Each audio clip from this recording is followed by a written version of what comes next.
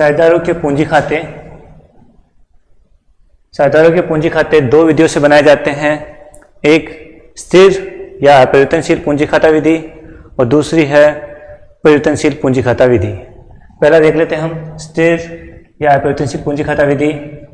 जब फर्म के सभी साझेदार ये निश्चित कर लेते हैं कि उनके द्वारा लाई गई पूंजी में कोई परिवर्तन नहीं किया जाएगा तो ऐसी स्थिति में साझेदारों के पूंजी खाते स्थायी पूंजी खाते कहलाते हैं। इस विधि में साझेदारों की पूंजी से संबंधित अग्रलिखित दो खाते खोले जाते हैं, एक साझेदारों के पूंजी खाते और दूसरा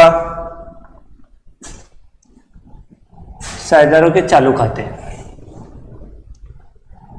साझेदारों के पूंजी खाते, इस खाते में साझेदारों द्वारा लाई गई पूंजी का ही लेखा होता है। जब तक कि कोई साझेदार अतिरिक्त पूंजी न लगाए या स्थायी रूप से पूंजी न निकाले तब तक इस खाते का प्रारंभिक एवं अंतिम शेष समान रहता है। आइए अब हम साझेदारों के पूंजी खाते का एक फॉर्मेट देख लेते हैं। पार्टनर्स कैपिटल अकाउंट, डेबिट पक्ष, क्रेडिट पक्ष। डेबिट पक्ष में 3 कॉलम होते हैं, डेट, पार्टिकुलर, अमाउंट। अमाउंट में आपके पास जिन जिन पार्टनर्स का उनका अलग अलग कॉलम बन जाएगा।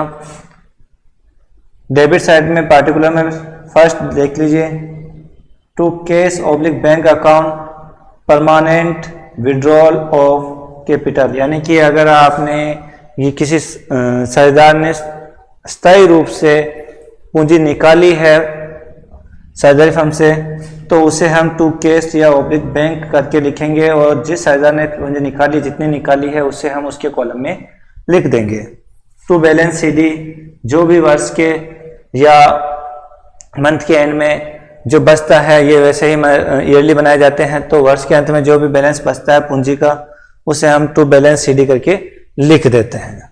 जितना जिस साझेदार का बचा हुआ है उसको उसके कॉलम में। अब हम क्रेडिट साइड देख लेते हैं। बाय बैलेंस बीडी, ये वर्ष के प्रारंभ में जो भी आपके पास शेष है साझेदारों का पूंजी का उसको यहाँ लिखा जाता है। By cash oblique bank account additional capital introduce during the year, यानी वर्ष के दौरान अगर आपने कुछ अतिरिक्त पूंजी फर्म में लगाई है तो हम उसे बाय कैश या बाय बैंक लिखकर जिस साझेदार ने जितनी पूंजी लगाई है उसे उसके कॉलम में दर्शा देते हैं। आगे देखते हैं साझेदारों के चालू खाते।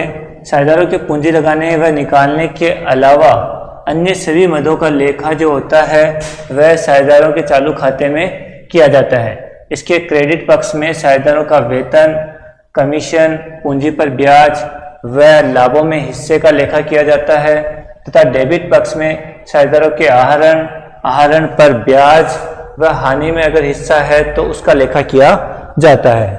अब साझेदारों के चालू खाते का फॉर्मेट देख लेते हैं। पार्टनर्स के करंट अकाउंट, इसका डेबिट पक्ष और क्रेडिट पक्ष।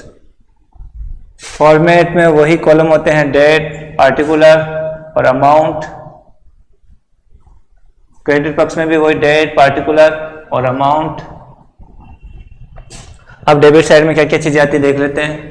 टू बैलेंस बीडी, यदि आपके पास पार्टनर्स के करंट अकाउंट का डेबिट बैलेंस बचा हुआ है तो जिस पार्टनर्स का जितना बचा हुआ है उसके कॉलम में लिख दिया जाता है।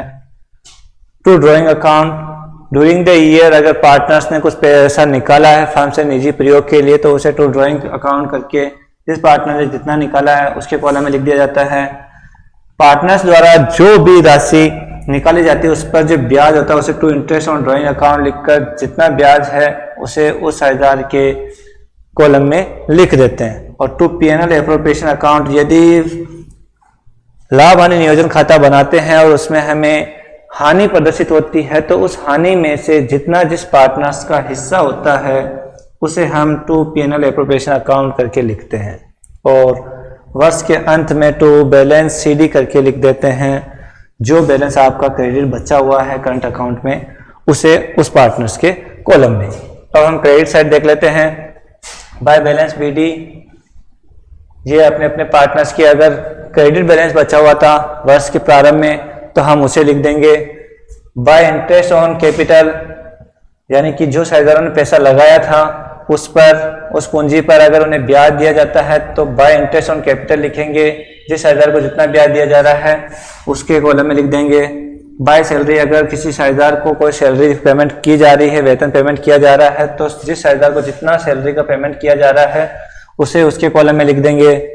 बाय कमीशन अकाउंट, यदि साझेदार सेलिंग वगैरह करते हैं और उन्हें कमीशन भी दिया जाता है, तो जिस साझेदार ने जितनी सेलिंग की है और उसे जितना कमीशन दिया गया है उस कमीशन की राशि को हम उस साझेदार के कॉलम में लिख देंगे। By PNL appropriation account profit, यानी कि अगर आपने वर्ष के अंत में profit and loss appropriation account बनाया यानी लाभ नियोजन खाता बनाया है और उससे अगर लाभ प्रदर्शित हुआ है तो उस लाभ में से जिस पार्टनर्स का जितना हिस्सा होता है उसे बाय पीएनएल एप्रोप्रिएशन अकाउंट लिखकर उसके साझेदार के कॉलम में लिख देते हैं। इस तरह से पार्टनर्स करंट अकाउंट बना दिया जाता है।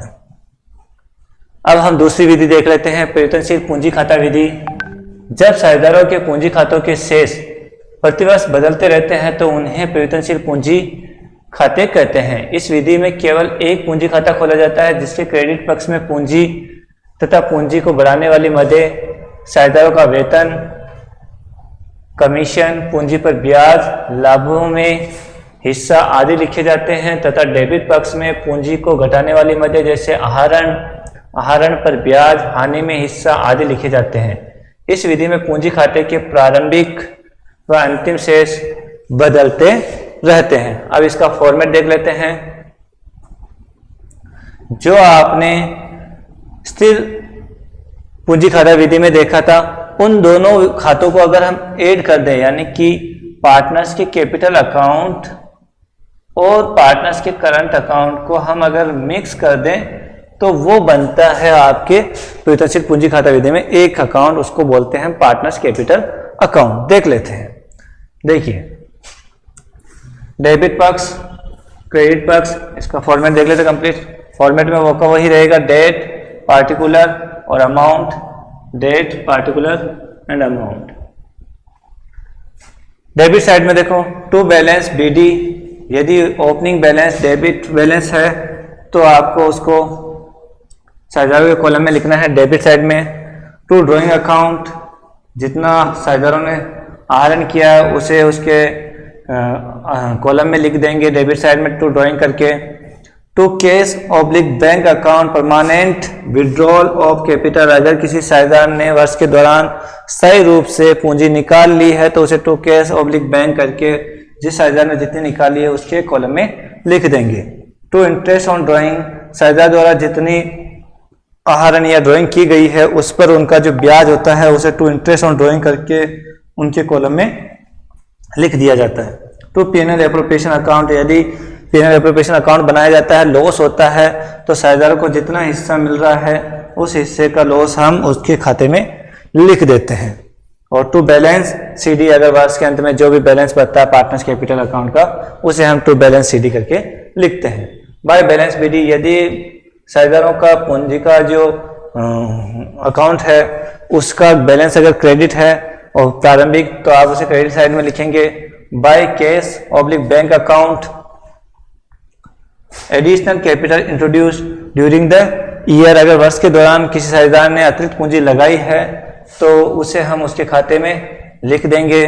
बाय इंटरेस्ट ऑन कैपिटल, जो पूंजी कुल पूंजी लगा रखी है साझेदार ने उस पर जो हम ब्याज देते हैं उसे बाय इंटरेस्ट ऑन कैपिटल लिखकर जितना ब्याज दिया जा रहा है उसके खाते में लिख दिया जाता है। बाय सैलरी अकाउंट, यदि किसी साझेदार को सैलरी का पेमेंट किया है तो उसको उसके कॉलम में लिख देते हैं। बाय कमीशन अकाउंट, यदि किसी साझेदार को हमने कमीशन दिया है तो कमीशन उसके खाते में लिख दिया जाता है। बाय पीएनएल एप्रोप्रिएशन अकाउंट, यदि वर्ष के अंत में पीएनएल लाभ हानि नियोजन खाता बनाया जाता है और उसमें प्रॉफिट दर्शाया जाता है तो उस कंडीशन में जो प्रॉफिट में हिस्सा मिल रहा है जिस साझेदार को, उस साझेदार को जितना हिस्सा मिल रहा है उसकी राशि उसके कॉलम में लिख दी जाती है। तो इस तरह से हम साझेदारों के जो खाते बनाए जाते हैं पूंजी खाते, उनकी दोनों विधियों में कौन कौन से खाते बनाए जाते हैं ये देख लिया है। आगे हम देख लेते हैं कि स्थिर पूंजी खाता विधि और परिवर्तनशील पूंजी खाता विधि में क्या अंतर है।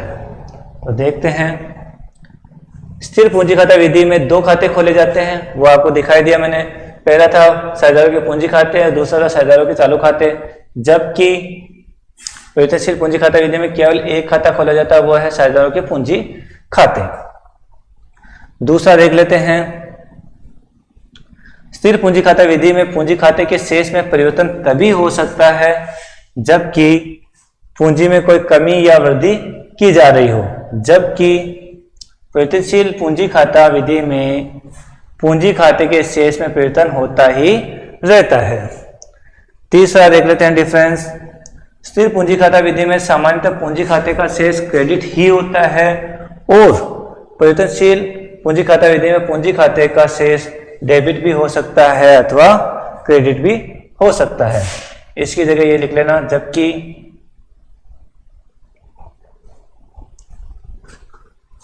चौथा डिफरेंस देख लेते हैं, स्थिर पूंजी खाता विधि में फर्म व साझेदारों के मध्य होने वाले पूंजी के अतिरिक्त अन्य व्यवहारों का लेखा चालू खाते में किया जाता है, जबकि परिवर्तनशील पूंजी खाता विधि में पूंजी सहित सभी लेन देनों का लेखा साझेदारों के पूंजी खाते में ही किया जाता है।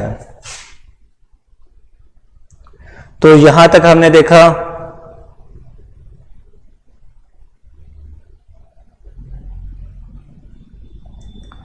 साझेदारों के पूंजी खाते देख लिए और जो उनकी दो विधियां थी उसमें अंतर हमने देख लिया।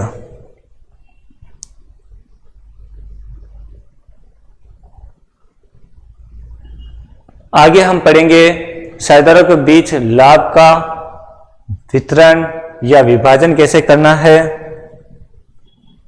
और लाभ हानि नियोजन खाता कैसे बनाना है, उसके लिए कौन कौन सी जनरल प्रविष्टियां करनी है।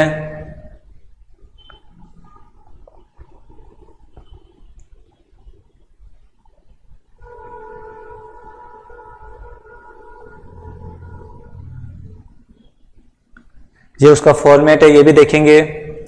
और उसके बाद साझेदारों के पूंजी पर ब्याज की गणना हम कैसे करते हैं, उसके लिए ओपनिंग कैपिटल हम कैसे निकालते हैं, ये चीज देखेंगे।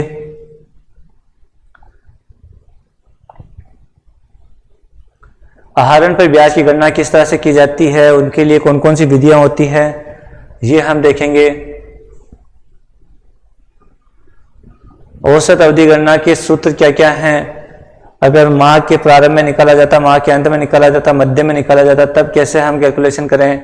अगर तिमाही के प्रारंभ में निकाला जाता, तिमाही के अंत में निकाला जाता, तिमाही के मध्य में निकाला जाता, तब हम किस तरह से कैलकुलेशन करेंगे, ये देखेंगे। उसके बाद बंद साझेदारी खातों और बहियों में जो समायोजन करने हैं वो किस तरह से करने हैं, उसके बारे में देखेंगे।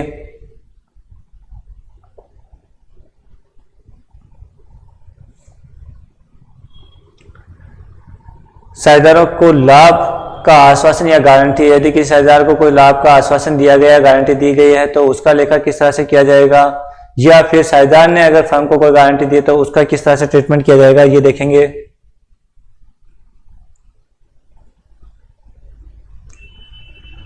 तो